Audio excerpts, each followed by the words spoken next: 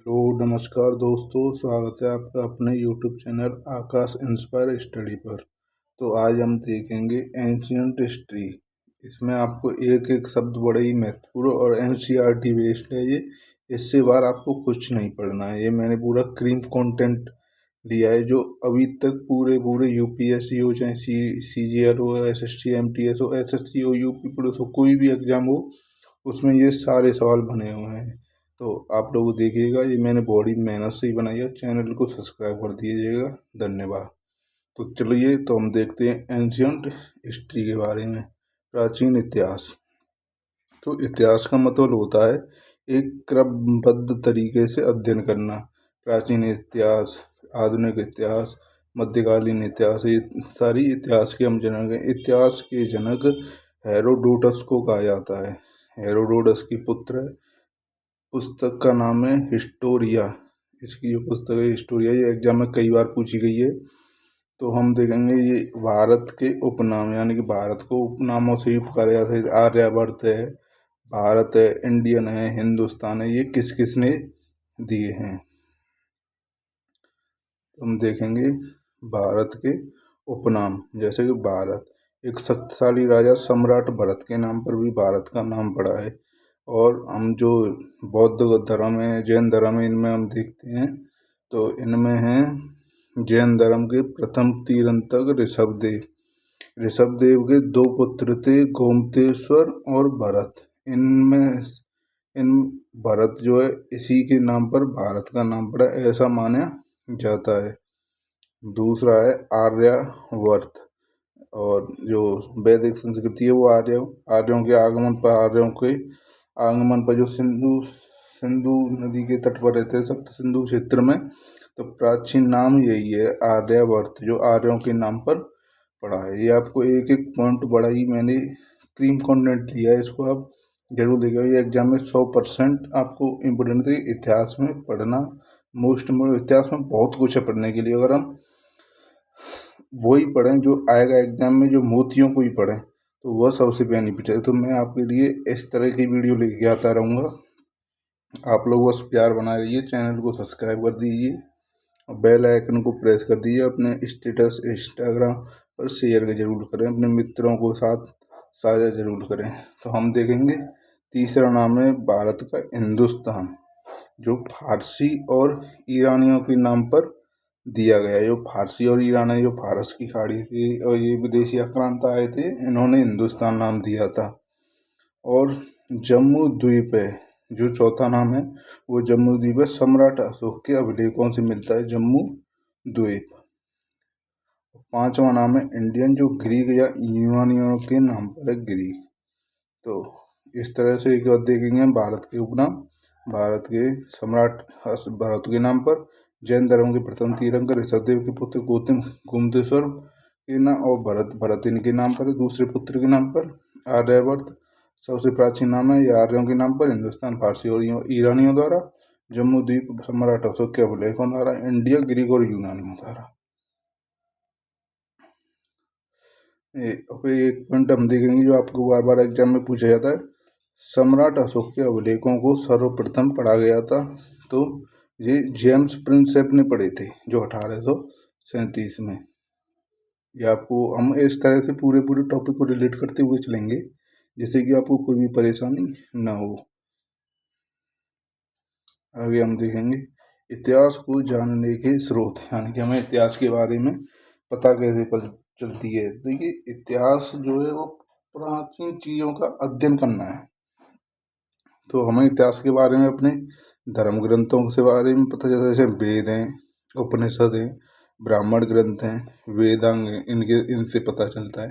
कुछ विदेशी ग्रंथ है, अलबरूनी है, यवन बतूता है, और हैंसवांग है, फाइयान है, ये सभी आए थे। इनको हम बोल देते हैं यात्रा वृत्तांत। इनके भी कुछ, जैसे इन्होंने कुछ पुस्तक लिखी हैं, इनसे भी हमारे इतिहास के बारे में पता चलता है। कुछ साहित्य लिटरेचर बुक है, जैन साहित्य है, बौद्ध साहित्य है, इनसे भी हमारे इतिहास के बारे में पता चलता है।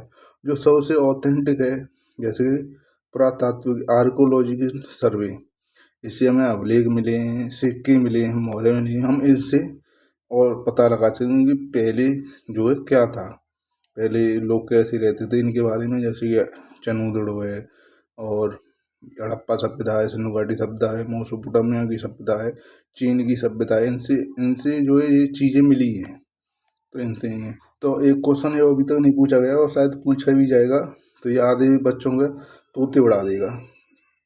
तो ये सबसे प्रमाणिक ऑथेंटिक है और सबसे प्रमाणिक स्रोत यही माना जाता है जो आर्कियोलॉजी सर्वे है, क्योंकि यह सभ्यता है जो हुआ है वही सबसे प्रत्यक्ष है। जैसे कि कुछ साहित्य हैं ये बहुत ज़्यादा एग्रेसिव हो जाते थे, तो ये पता नहीं क्या क्या लिख देते थे। विदेशी यंत्राएँ इन्होंने कुछ गलत गलत बातों को भी लिखा है साहित्य के बारे में। ये आदमी वो व्यक्तियों के द्वारा लिखी गई हैं, तो इनसे हमें कुछ पता नहीं चलता है। और ये पूरी ऑथेंटिक हैं। जो अभिलेख हैं वो राजा के द्वारा लिखे, सिक्के राजा के द्वारा चलाए गए थे, मौर्य राजा की मिली है, तो उनसे हमें ज़्यादा प्रदूत है, इसलिए यह सबसे प्रमाणित स्रोत माना जाता है।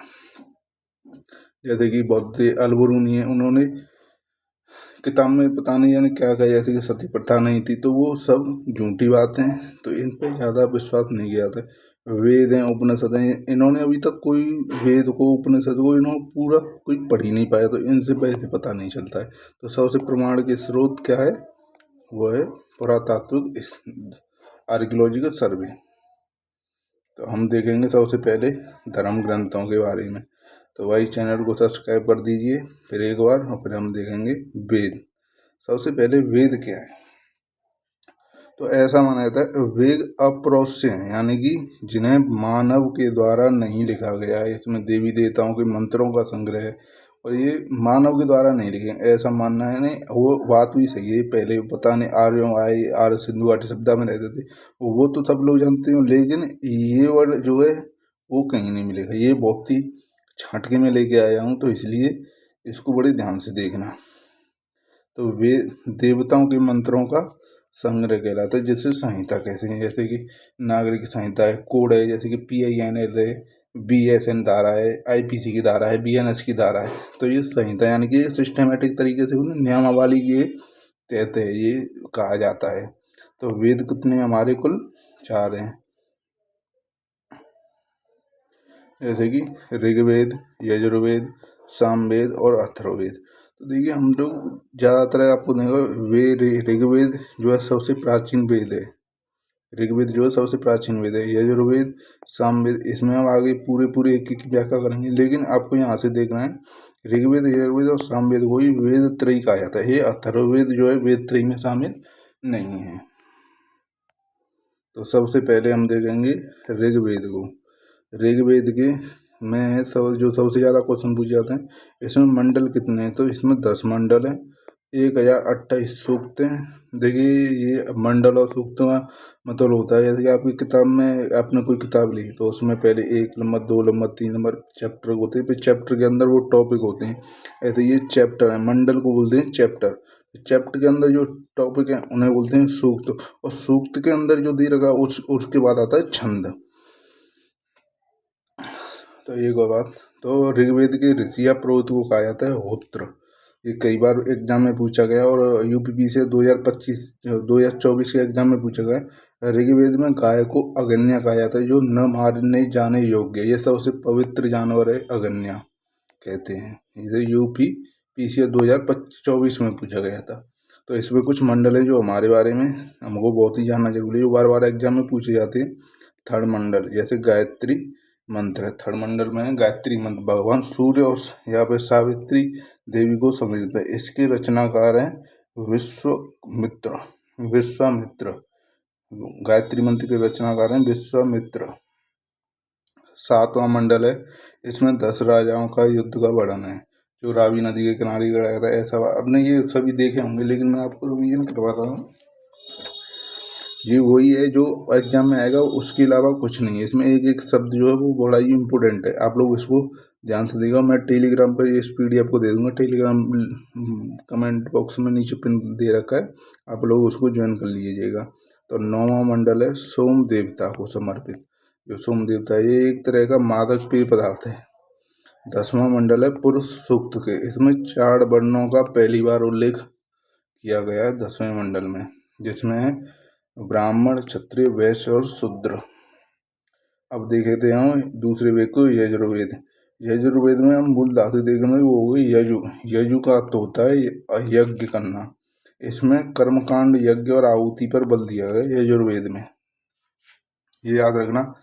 कर्मकांड जो है एक अथर्ववेद में, लेकिन वो कर्मकांड अलग है, वो जादू टोने वाले हैं। ये कर्मकांड एक वैदिक पूजा के तहत किए जाते हैं। यज्ञ आहुति है, इसके प्रोत को कहता है अधर्यु।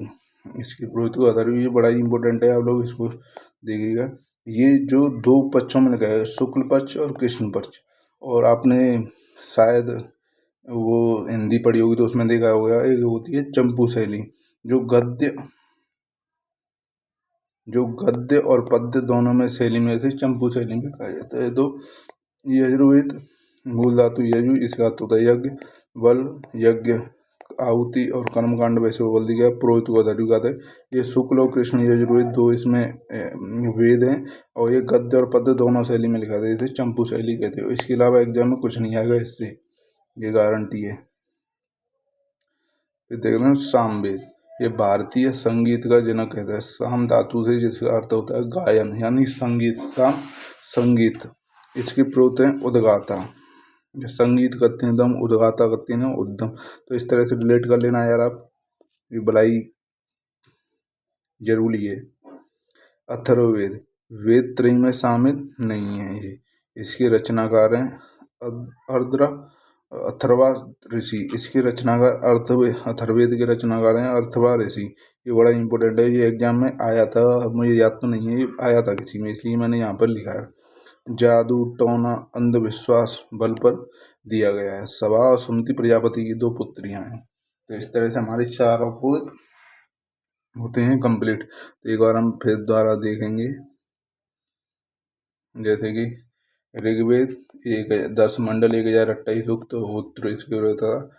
ऋग्वेद के कहे गोकन्या कहा जाता है। 3rd मंडल में गायत्री मंत्र, सूर्य देवती सावित्री को समर्पित, रचनाकार है विश्वामित्र। 7वां मंडल 10 राजाओं का युद्ध। 9वां मंडल सोम देवता को समर्पित। 10वां मंडल पुरुष से 4 वर्णों को पहली बार उल्लेख किया गया, ब्राह्मण, क्षत्रिय, वैश्य और शूद्र। यजुर्वेद में मूल धातु है यजु, जिसका अर्थ होता है यज्ञ। इसमें बल और कर्मकांड पर यज्ञ आहुति में पुरोहित है अधर्यु। शुल्क और कृष्ण यजुर्वेद में, ये बड़ा ही इंपॉर्टेंट है, आप लोग इसको देखिएगा। और गद्य और पद्य दोनों शैली में लिखे थे, चंपू शैली कहते हैं। सामवेद। सामवेद भारतीय संस्कृति का जनक है, जिस साम धातु से अथर्ववेद गायन, पुरोहित उद्गाता। अथर्ववेद वेद त्रयी में शामिल नहीं है, रचनाकार अर्धवा ऋषि हैं। जादू टोना अंधविश्वास बल पर दिया गया है। सभा सुमति की प्रजापति 2 पुत्रियां हैं। अब देखेंगे हम इनके जो ब्राह्मण हैं, इनके जो ब्राह्मण ग्रंथ हैं, जो इनकी व्याख्या करते हैं, हम ये भी एग्जाम से बड़ा ही इंपॉर्टेंट है। तो हम देखेंगे ऋग्वेद। ऋग्वेद के ब्राह्मण ग्रंथ हैं ऐतर को तो हर एक कोई कर लेगा, लेकिन दूसरा है ना कौशिक, तो इसे नहीं कर पाएगा। तो ये 1 पॉइंट, अब एग्जाम 1 पॉइंट आगे चला गया, तो हमें भी 1 पॉइंट आगे जाना पड़ेगा। ऋग्वेद के 2 ब्राह्मण ग्रंथ ऐतर्य और कौशिक। यजुर्वेद कृष्ण और शुक्ल यजुर्वेद और कृष्ण यजुर्वेद, इसके 2 अलग अलग हैं। ये शतपथ है, स और शतपथ, यानी कि शुक्ल यजुर्वेद के शतपथ ब्राह्मण और कृष्ण यजुर्वेद तैत्तरीय ब्राह्मण। ऐतर कौशिकी, शतपथ और तैत्तरीय ब्राह्मण। सामवेद के हैं पंचवेश, शरणवेश और जैमिनी। ये देखिए, आज तक आपको किसी ने नहीं पढ़ाया भाई, जो आपको यहीं पे मिलेगा। भाई चैनल को सब्सक्राइब जरूर कर देना, बहुत मेहनत करके लेके आया हूँ। अथर्ववेद के हैं गोपथ ब्राह्मण, जो सभी को याद होते हैं। तो आपने जोड़ देना है कौस्तीय, शतपथ, तैत्तरीय और जैमिनी। ये बड़ा ही इम्पोर्टेंट है, इसलिए आपको ब्राह्मण ग्रंथ में पूरा वही है जो एग्जाम की दृष्टि से मोस्ट इम्पोर्टेंट है। बाद बाकी कोई नहीं भाई, मैं इस पर पूरी 2 घंटे वीडियो बना सकता हूँ, लेकिन वो आपके मतलब की नहीं है। पढ़ें उतना ही जो आपका काम निकल जाए, बस आपको टीचर नहीं बनना है। ठीक है भाई, चैनल को सब्सक्राइब जरूर कर देना भाई। अब आते हैं हम उपनिषद के। उपनिषद का मतलब होता है ईश्वर के समीप बैठकर, यार गुरु के समीप बैठ करके दीक्षा लेना। कुल 108 उपनिषद हैं, तो उसमें से हम कुछ उपनिषद देखेंगे, जैसे कि मुंडको उपनिषद। मुंडको उपनिषद जो सत्यमेव जयते वाक्य है वो उसका उल्लेख मुंडको उपनिषद से है। इसका उल्लेख सत्यमेव जयते मुंडको बी में इसमें एक बात कही गई है जो यूपीएससी 2023 के एग्जाम में पूछी गई थी। देख लेना भाई, मैं यूपीएससी तक के एग्जाम को छान के लेके आया हूँ भाई, प्लीज सपोर्ट करना भाई अपने भाई को। यज्ञ टूटी हुई नौका के समान है जिसमें भवसागर को पार नहीं किया जाता। यानी कि अगर नाव टूटी होगी तो उसमें पानी भर जाएगा और उसे भवसागर पार नहीं किया जा सकता।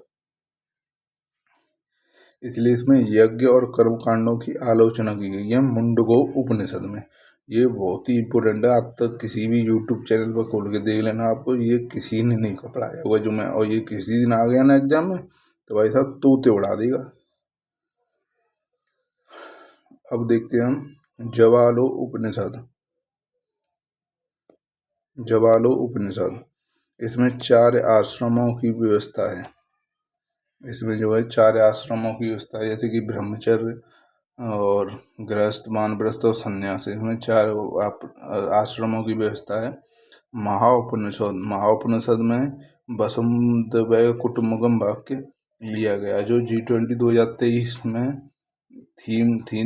देखिए भाई ये भी करंट पता नहीं कब से कहाँ तक की पूछ ली है, इसलिए वसुदेव कुटुम्बकम का उल्लेख महाउपनिषद में है। तो ये देखेंगे। अब देखेंगे हम वेदांग, यानी कि जो वेदों को समझने के लिए इसमें कुल 6 वेदांग हैं। देखना भाई, मैंने ये चित्र बनाया है, इसको देख के कोई भी जज मत करना, क्योंकि ये क्वेश्चन मैंने बनाने की और सरल से सरल बनाने की कोशिश की है।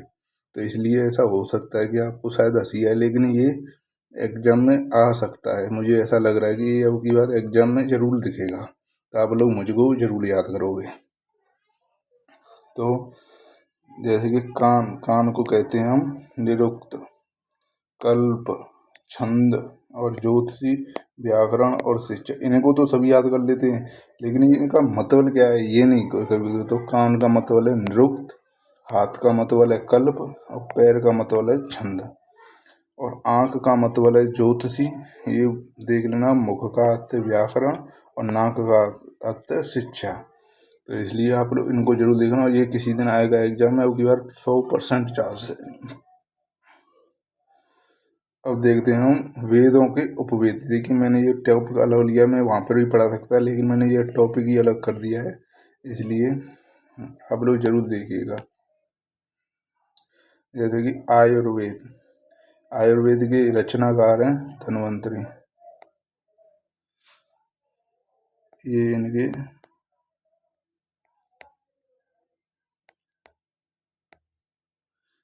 इनके रचनाकार हैं, और ये जो है उपवेद हैं। तो ये ऋग्वेद का उपवेद है आयुर्वेद, जिसके रचनाकार हैं धन्वंतरी। इसमें चिकित्सा के बारे में बताया गया है, ये शायद आपको लोग जानते होंगे।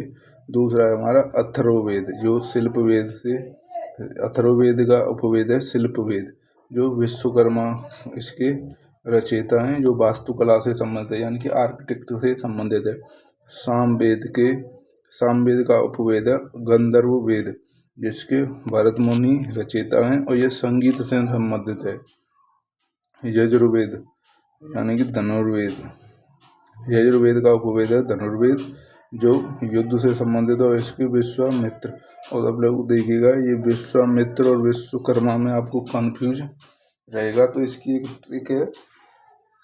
धनुर्वेद यानी कि धन से बड़ा मित्र कौन है विश्व में, वही मित्र है जो धन से बड़ा हो। तो धन विश्व मित्र, यानी कि विश्व में सबसे बड़ा मित्र कौन है, धन। तो विश्वामित्र धनुर्वेद, ऐसे याद कर लेना।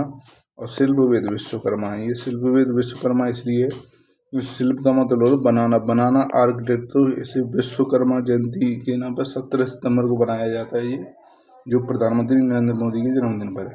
तो कमेंट में ज़रूर बताना कि आपको हमारी वीडियो कैसी लगी, और मैं आगे इस तरह से 7 क्लासों में, पूरी 7 से 10 क्लासों के बीच में पूरी एंशिएंट हिस्ट्री को समाप्त कर दूंगा। तो इसीलिए चैनल को सब्सक्राइब कर लें, बेल आइकन को प्रेस कर दें। धन्यवाद। कमेंट में ज़रूर बताएं कि किस वीडियो में लेके आता हूँ। धन्यवाद। जय हिंद, जय भारत।